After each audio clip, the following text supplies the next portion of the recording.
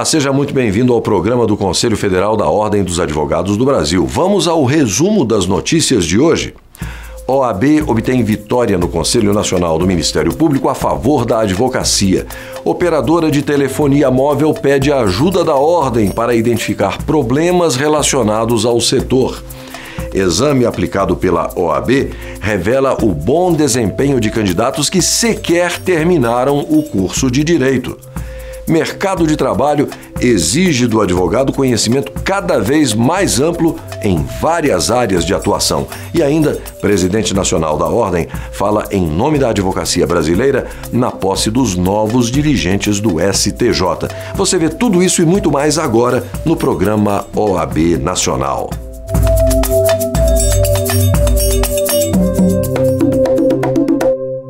O Conselho Federal da Ordem dos Advogados do Brasil conquistou uma importante vitória para a advocacia junto ao Conselho Nacional do Ministério Público.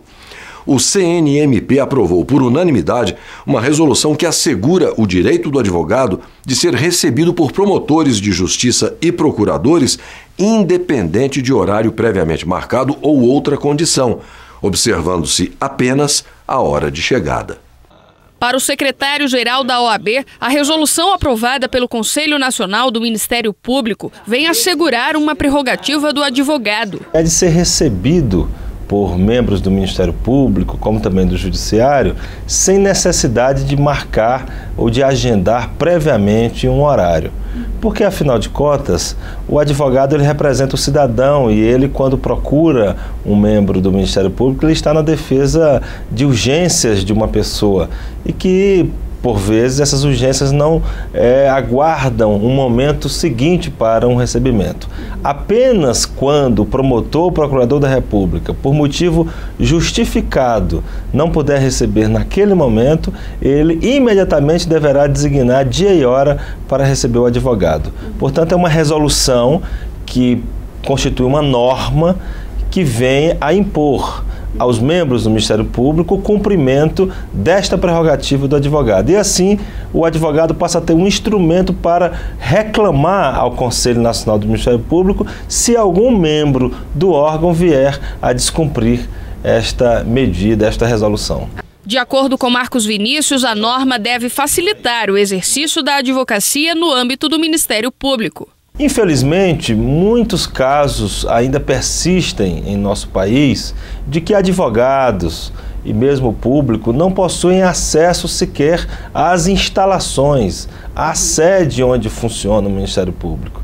Os autos dos processos, quando se encontram no Ministério Público, o advogado também tem dificuldade para ter acesso. E isso dificulta o direito à ampla defesa.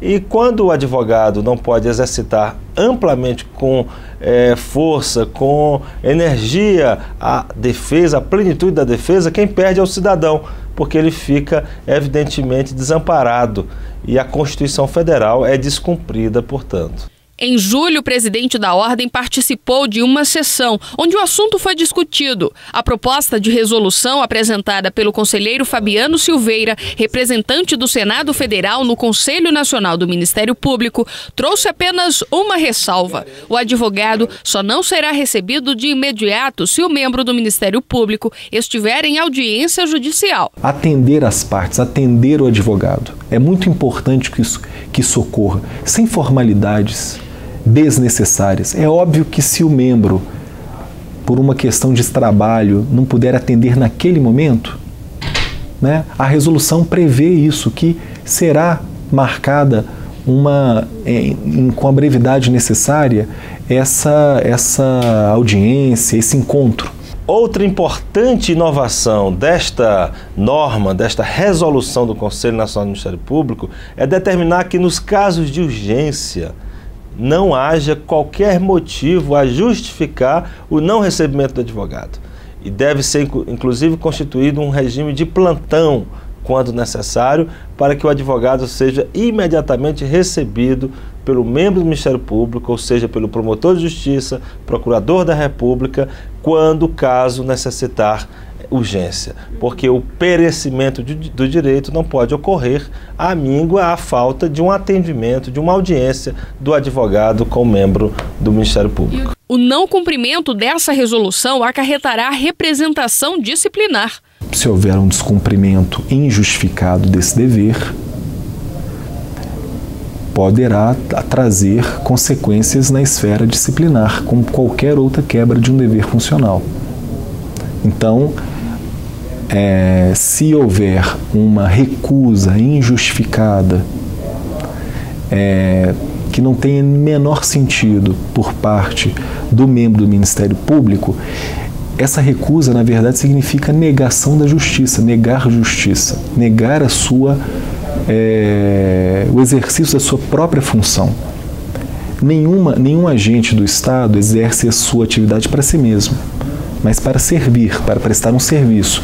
Se houver uma recusa, isso tanto vale para um membro do Ministério Público como para qualquer outro servidor público, isso trará consequências na esfera disciplinar. Com a resolução do Conselho Nacional do Ministério Público, o que se espera é que, de forma didática, de forma pedagógica, o Conselho esteja a determinar que o membro do Ministério Público trate com dignidade, decência, adequação o advogado, porque ele é um ser essencial à administração da justiça, ele é indispensável ao devido processo legal e, portanto, tratar bem o advogado significa tratar bem o cidadão, ou seja, significa o membro do Ministério Público cumprir com a sua função, com a sua missão, que é servir à sociedade. Diretores da operadora de telefonia móvel TIM pediram o apoio da Ordem dos Advogados do Brasil para melhorar o setor de telefonia no país.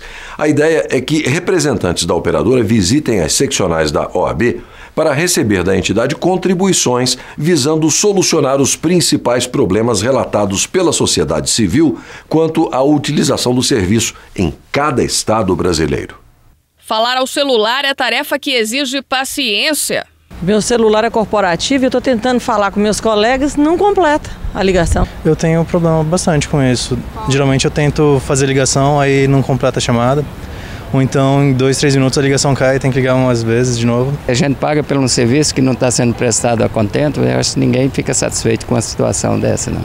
A Ordem dos Advogados do Brasil está engajada na melhoria do sistema de telefonia móvel. No início do ano, a entidade solicitou por meio de carta esclarecimentos à Agência Nacional de Telecomunicações com relação aos problemas do setor. Sem resposta da Anatel e com a qualidade da prestação do serviço comprometida, em julho o assunto foi discutido em reunião na sede da agência. No encontro com o presidente da Anatel, João Batista Rezende, o presidente nacional da Ordem, Ofir Cavalcante, deu um prazo de 2 meses para que as operadoras regularizassem o sistema. Do contrário, as vendas seriam paralisadas. Dias depois, isso acabou acontecendo. A Anatel proibiu a venda de chips em 19 estados. O impedimento alcançou as 3 maiores operadoras do país, TIM, Oi e Claro. Juntas, elas são responsáveis por 70% da telefonia móvel do Brasil. As vendas só foram retomadas depois que as empresas apresentaram planos de investimentos, estabelecendo metas para solucionar os problemas. Em visita à Ordem dos Advogados do Brasil, a operadora de telefonia móvel TIM informou que está ciente dos problemas enfrentados pelos usuários. Na reunião com o presidente nacional da OAB, diretores da empresa disseram que a Ordem pode ajudar a operadora a melhorar a qualidade dos serviços prestados. A ideia é que representantes da TIM visitem as seccionais de cada estado para resolver os problemas de uma forma mais pontual.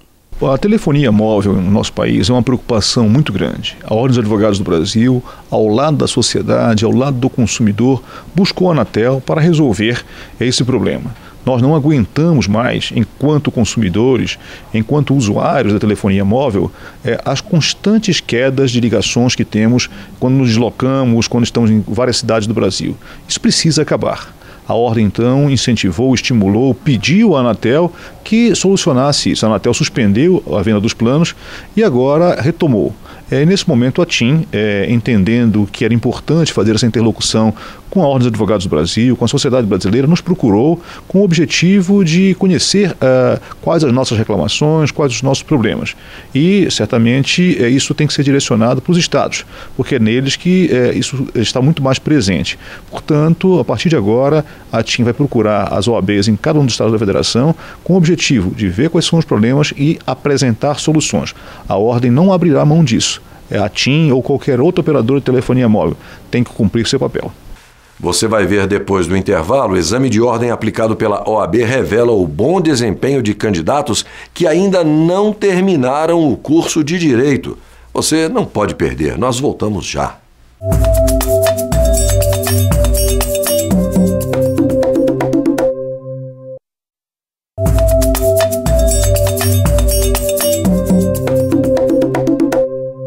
Enquanto para uns o exame de ordem é tido como um bicho de 7 cabeças, para outros a realidade mostra que não é bem assim. A 7ª edição da prova revelou que, se por um lado o número de aprovados foi considerado baixo, por outro, entre os candidatos que sequer terminaram o curso de Direito, quase a metade obteve êxito no exame, garantindo o futuro profissional na advocacia. O resultado não foi bom. Menos de 15% dos candidatos que prestaram o último exame unificado da Ordem passaram. Mariana está entre os mais de 75% que vão ter que fazer outra prova. É a 4ª vez que ela experimenta a sensação de tentar e não conseguir. A jovem acredita que a insegurança é a maior inimiga. Essa questão de fazer várias vezes, parece que eu sou a única no mundo, apesar de ter gente, muita gente faz várias vezes, né? Outras passam, digamos, sei lá, por sorte, mas essa questão de eu não passar, fica sempre por muito pouco, muito pouco, também dá uma pressão que na hora dá um nervosismo que atrapalha. Na verdade, o que acontece é uma soma de fatores, né? No meu caso, eu tenho um pouco de concentração, assim, como é que se diz? Problema de atenção, então eu tenho que ficar sempre no muito silêncio, muito, né? Tenho isso. Aí meu nervosismo sempre me atrapalha, então às vezes uma coisinha, uma palavrinha já me faz ler errado, enfim, aí eu marco muita certa e acabo desmarcando depois e erro. Já era para eu ter passado várias vezes, mas eu fico insegura, muito insegura, né? E é um problema meu também.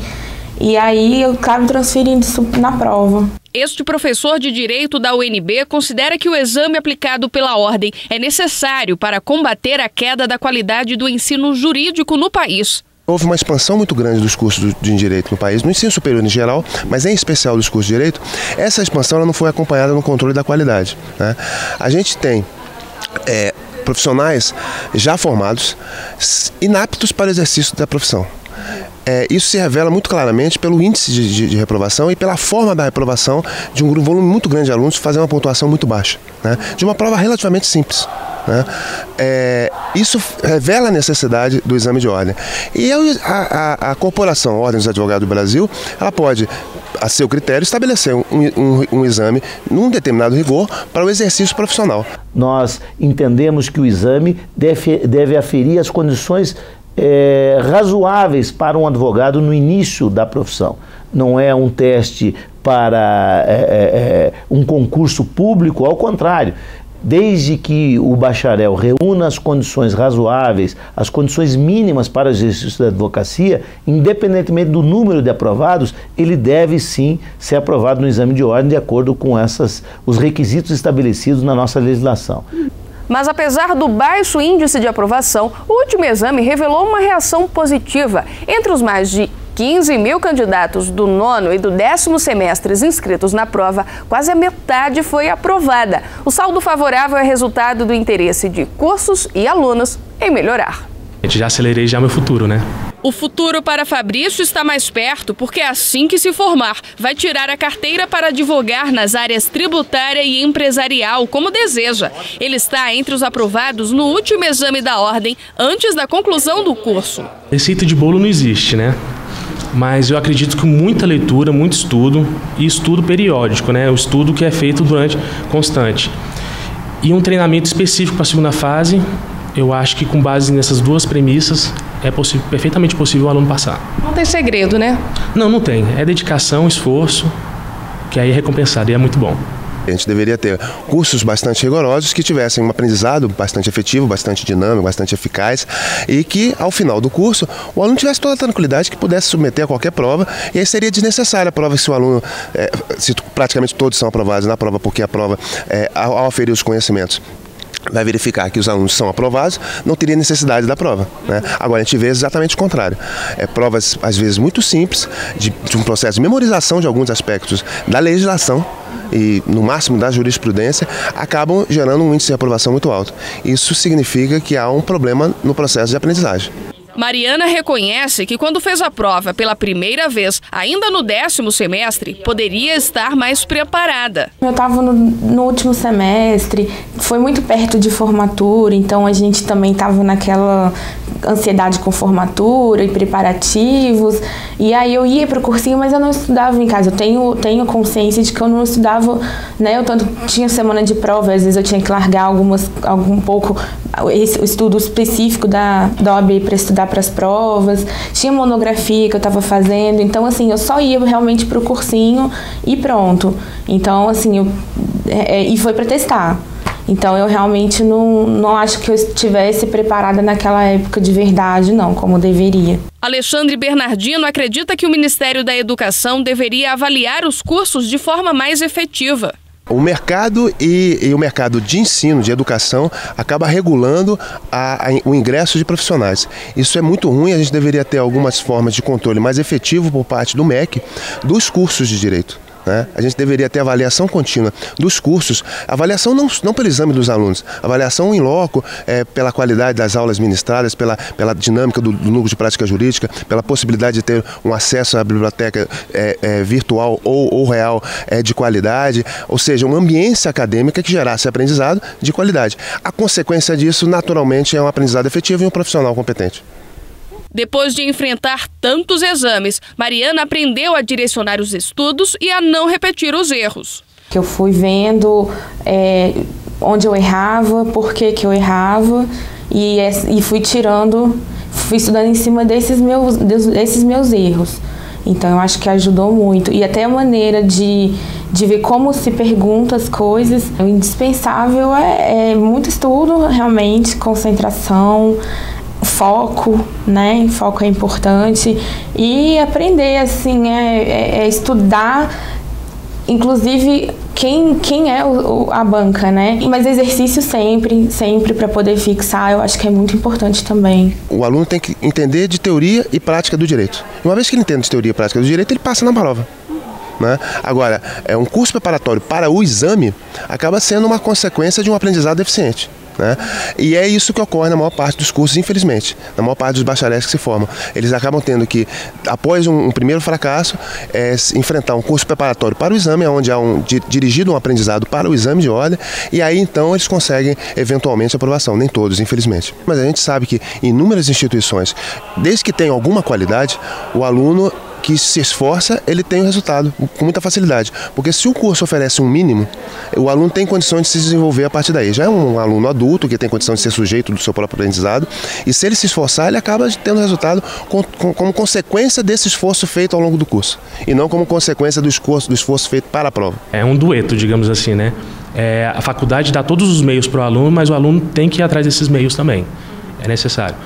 E a faculdade eu acho que é preponderante, né, para a aprovação do aluno. Existe os alunos, né, durante a formação acadêmica, eles não estão tão habituados a estudarem, fazer as leituras periódicas, né, a mesmo raciocinar mesmo durante o curso de Direito. Então, com isso, quando chega na época de passar na prova da OAB, eles têm muita dificuldade, principalmente na segunda fase, em poder lograr êxito, digamos, né? O exame não pode ter a característica de eliminar pessoas que queiram ingressar no mercado de trabalho. O exame, na verdade, tem como característica fundamental a qualificação da advocacia.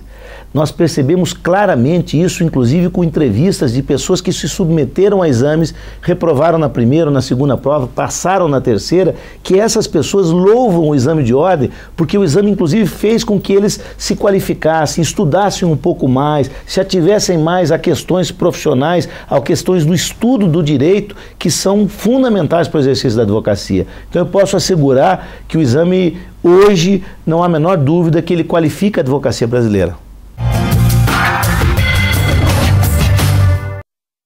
Eu sou Amanda Oliveira, estudante do 4º semestre. Eu queria saber a diferença entre prisão preventiva e prisão temporária. Bom, tanto a prisão preventiva quanto a prisão temporária são prisões processuais, ocorrem antes do trânsito em julgado.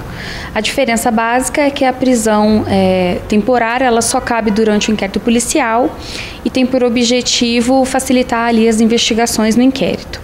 Já a prisão preventiva cabe tanto durante o inquérito quanto durante a ação penal e os fundamentos são outros, são os previstos no artigo 312 do CPP e servem não só para facilitar as investigações, mas também para garantir a aplicação da lei penal, né, e outras hipóteses legais. A seguir, você confere uma reportagem especial, mostra que mercado de trabalho exige do advogado conhecimento cada vez mais amplo em várias áreas de atuação. É no próximo bloco, aqui no programa OAB Nacional.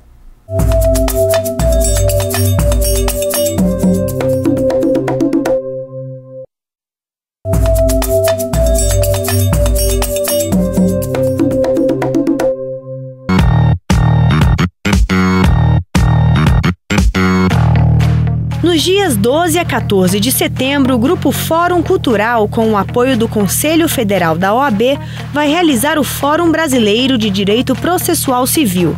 O evento acontece em Brasília, Distrito Federal. As inscrições podem ser feitas pelo site www.editoraforum.com.br. Mais informações pelo telefone 31 3614 1020. O Instituto Pernambucano de Estudos Tributários e o Centro de Estudos Avançados de Direito Tributário e Finanças Públicas do Brasil realizam o 12º Congresso Internacional de Direito Tributário de Pernambuco.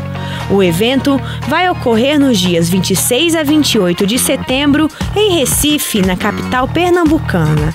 As inscrições podem ser feitas pelo site www.congressodedireitotributário.com.br. A grande maioria dos estudantes de direito sonha em seguir uma área específica da advocacia assim que sair da faculdade, mas o mercado de trabalho tem exigido do advogado um conhecimento cada vez mais amplo em várias áreas de atuação. Veja agora uma reportagem especial que nossa equipe preparou sobre esse assunto. Fique atento para as dicas para conquistar mais espaço na profissão. No 10º semestre do curso de Direito, Gabriela tem uma certeza: a área em que pretende atuar. Penal, com toda certeza, e aí eu ainda estou em dúvida se advogar ou defensoria pública. No início da faculdade, a estudante tinha outros interesses. Quando eu entrei, eu pensava em trabalhar com civil. Mas aí, fazendo a matéria de penal, eu comecei a ver que era o que me agradava mais mesmo, e aí sempre fui seguindo no caminho de penal. Eu sempre me interessei, sempre foi uma matéria que me chamava mais atenção. Eu acho que as outras me pareciam mais simples do que penal. Penal, a possibilidade de você ter que chegar e defender uma pessoa que você não acredita, sabe, numa tese de defesa possível, é muito mais desafiador do que você trabalhar como civil ou trabalhista. Eu acho mais um desafio do que as outras matérias. Também às vésperas de se formar, Fernanda está dividida entre duas áreas, penal e civil. Eu queria direito penal ou civil, mas eu de sonho direito penal, de realidade civil. Porque eu considero o penal mais idealizador, você pode fazer várias mudanças, e o civil mais realidade, é onde com certeza não, mas mais provável que eu arrume um emprego mais fácil do que o penal. O penal vai ser sempre um sonho. O direito oferece dezenas de áreas de atuação. Normalmente, os recém-formados escolhem uma especialidade, mas a cada dia o mercado de trabalho exige do advogado um conhecimento mais amplo e o profissional precisa atuar em várias áreas. O bacharel, quando sai da faculdade, ele sai meio meio perdido, porque são várias os caminhos que se abrem, né? O direito ele tem essa te dá essa oportunidade, né? De você ir para o concurso público ou de você advogar. E dentro da advocacia você tem uma gama de oportunidades, né? Então é importante que você esteja aberto, esteja apto para trabalhar ou atuar em uma área específica, né? E depois que você verificar aquela área que melhor te atrai, você procurar se especializar, procurar estudar, procurar ser o melhor naquela área que você escolheu, mas é lógico que nunca esquecer as outras áreas, nunca esquecer os princípios gerais de direito, né, porque eles se aplicam em todas as áreas do conhecimento na parte jurídica.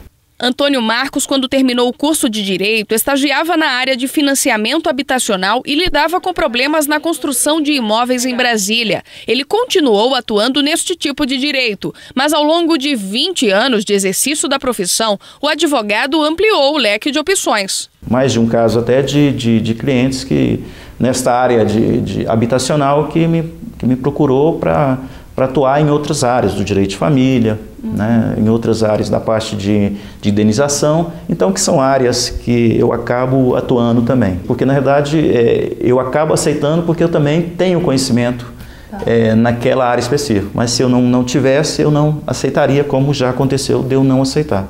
Antônio Marcos se especializou em bioética pela Universidade de Brasília. Atualmente é presidente da Comissão de Bioética, Biotecnologia e Biodireito da OAB do Distrito Federal. Esta é mais uma área em que ele tem domínio, uma especialidade promissora no mercado de trabalho. A bioética, no caso do direito, acaba sendo utilizado o nome de biodireito, né? Então são essas novas áreas do conhecimento que envolvem transgênicos, células-tronco, que são áreas, mesmo a parte da evolução, na realidade a parte da evolução da ciência de um modo geral e que influencia na relação das pessoas com esta nova ciência. Então me abriu este campo de atuação também. Os estudantes de direito precisam estar abertos para novas possibilidades. Assim, eles vão conquistar mais espaço na profissão. O direito é bastante amplo e não dá para você se restringir a só uma, principalmente porque ele é bem interligado. Não adianta você só gostar de penal e não saber de constitucional. Então eu acho que um pouco de tudo você tem que saber para poder entender até melhor o que você escolhe. Então eu acho bem importante. O direito penal, o direito civil, o constitucional também é primordial para qualquer um. Com a mudança na legislação ocorrida em 2002, com a promulgação do novo Código Civil, boa parte do Código Comercial foi revogada e o Código Civil passou a regulamentar essas atividades, num capítulo específico denominado do direito da empresa. O direito empresarial passou a ser um ramo do direito privado, onde toda a atividade empresarial, comercial ou não, passou a ser controlada.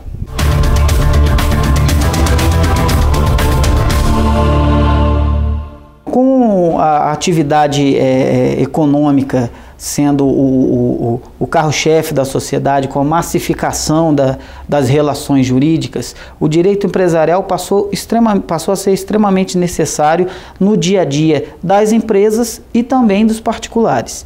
Todo mundo hoje tem que ter alguma noção de direito empresarial para poder saber como se conduzir nas suas relações jurídicas do dia a dia. Nós temos aí hoje a legislação de consumidor, que foi um grande avanço, que obrigou as empresas a tomarem uma postura diferente, a passarem a agir de outra forma. Então, a área do direito empresarial ela é uma área muito dinâmica que passou a ser uma das principais áreas do direito privado hoje em dia.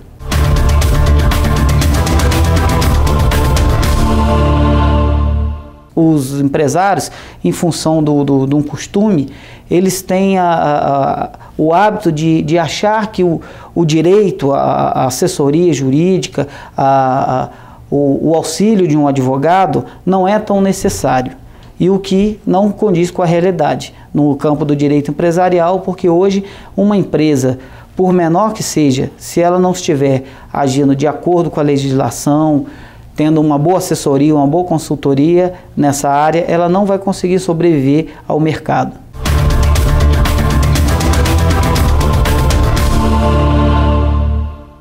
A orientação que eu dou é a mesma que eu passo para os mais jovens da minha equipe. Muito estudo, foco no direito societário, no direito econômico, para que o profissional tenha capacidade, tenha condições de apresentar a solução que cada empresa, dentro do seu ramo de atividade, necessita no dia. O direito é uma ciência muito dinâmica. Hoje, com a velocidade de informação, ela é muito mais ágil do que era há 10 a 20 anos atrás. Então, a necessidade de que o profissional esteja constantemente investindo em mais conhecimento, se preparando melhor, esse é o caminho. Daqui a pouco, depois do intervalo, presidente nacional da Ordem discursa em nome da advocacia na posse dos novos dirigentes do Superior Tribunal de Justiça. O programa OAB Nacional volta em instantes.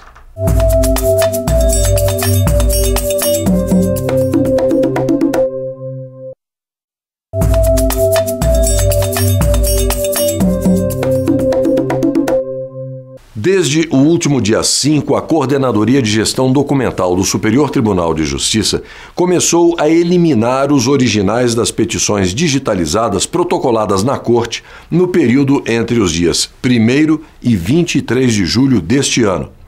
Também serão eliminados os originais das petições digitalizadas protocoladas na Coordenadoria de Protocolo de Petições e Informações Processuais nos períodos de 14 de abril a 4 de junho e de 2 de abril a 29 de junho, além dos originais das petições digitalizadas referentes a processos transitados em julgado de competência da Coordenadoria da Corte Especial. E por falar em STJ, a advocacia brasileira esteve representada na posse dos novos dirigentes do Superior Tribunal de Justiça.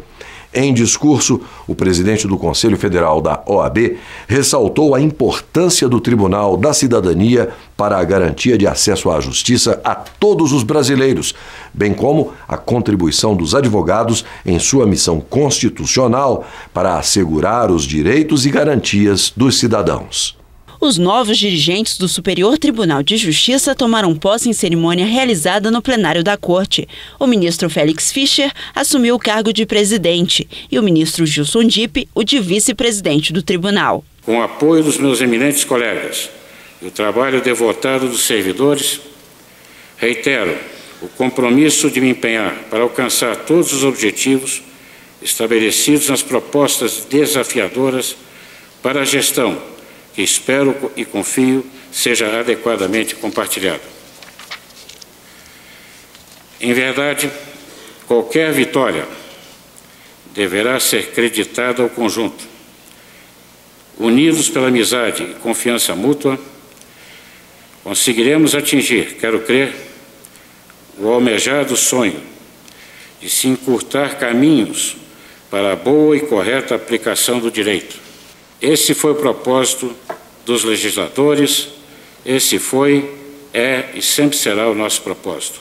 Na ocasião, o presidente nacional da OAB falou em nome dos mais de 750 mil advogados brasileiros. Ele começou o discurso destacando a importância do Superior Tribunal de Justiça. Porque sendo o Superior Tribunal de Justiça o Tribunal da Cidadania, para que aqui acorrem os reclamos de uma nação, aqui se encontram os brasileiros de todos os matizes, de todas as classes. E, por assim dizer, é como se o país inteiro coubesse neste espaço. E aqui também se faz presente o advogado, que, por intermédio do seu trabalho profissional diário, presta uma contribuição decisiva no sentido de alçar a cidadania ao topo das nossas prioridades. À sociedade interessa o bem-estar, o crescimento econômico com respeito à natureza, a educação, a saúde, o trabalho e o convívio fraterno, mas também a segurança jurídica, que se traduza na paz social e na estabilidade. Em seguida, Ofir Cavalcante defendeu que os integrantes do Poder Judiciário lutem em defesa da valorização da profissão, com a compreensão de que advogado forte significa cidadão respeitado em direitos e garantias. O advogado é indispensável à administração da justiça. Isso decorre de um preceito constitucional do qual o Brasil, a advocacia brasileira, não pode jamais abrir mão, sob pena de destruirmos o próprio conceito de cidadania. Mais do que um operador do direito, mais do que um técnico a serviço de uma causa, o advogado é o elo entre o cidadão e o Estado.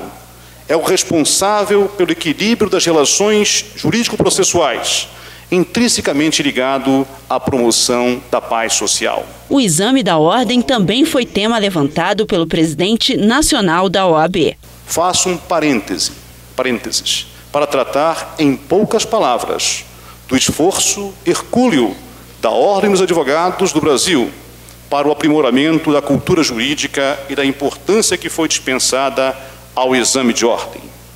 Digo em palestras que faço, o exame de ordem é a porta de entrada da justiça brasileira. Aqueles que sobem esse primeiro degrau, aqueles que ultrapassam esta primeira barreira, se habilitam para, no futuro, chegar até a Suprema Corte de nosso país. Por isso mesmo, ele desperta ódios e paixões no momento em que se desnuda a lamentável precariedade do ensino do direito em nosso país. Quando a OAB denunciou há mais de uma década, o número de faculdades não chegava a 300. Hoje já são mais de 1.200 numa verdadeira enxurrada de autorizações sem levar em conta as advertências e pareceres contrários emitidos pela nossa Comissão de Educação Jurídica. Ao final, Ofir Cavalcante cumprimentou o ex-presidente do tribunal, ministro Ari Pargendre, pelos serviços prestados à Justiça e saudou os novos presidente e vice do STJ.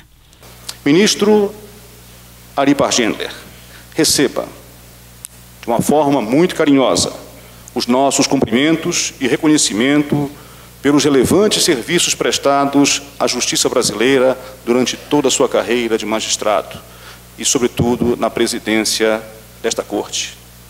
Ministro Félix Fischer, temos plena convicção de que, à frente do Tribunal da Cidadania, Vossa Excelência, em conjunto com o querido amigo ministro Gilson Dipp, irá contribuir decisivamente para o aperfeiçoamento da prestação jurisdicional, pois é conhecida e digna dos maiores elogios à sua cultura jurídica, o profundo conhecimento da realidade da justiça brasileira e a capacidade para o diálogo.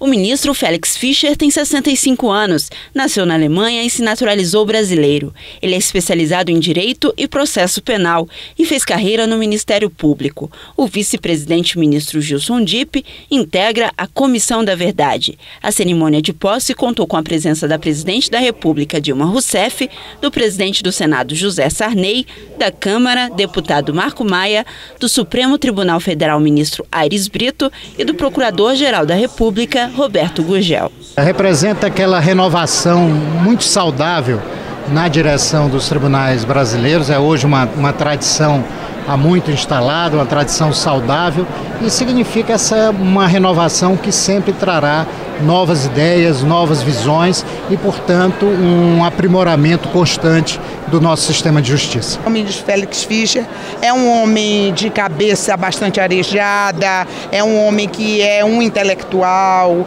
ele tem uma ideia de administração muito precisa. Ele entra, como eu disse no meu discurso, sabendo o que é que ele quer fazer no tribunal. Então eu tenho muita esperança que haja uma renovação no STJ.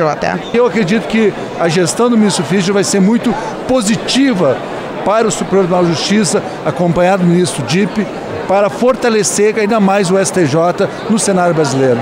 E hoje nós ficamos por aqui, mas na semana que vem estaremos de volta com mais um programa OAB Nacional. Um abraço a todos e até o nosso próximo encontro.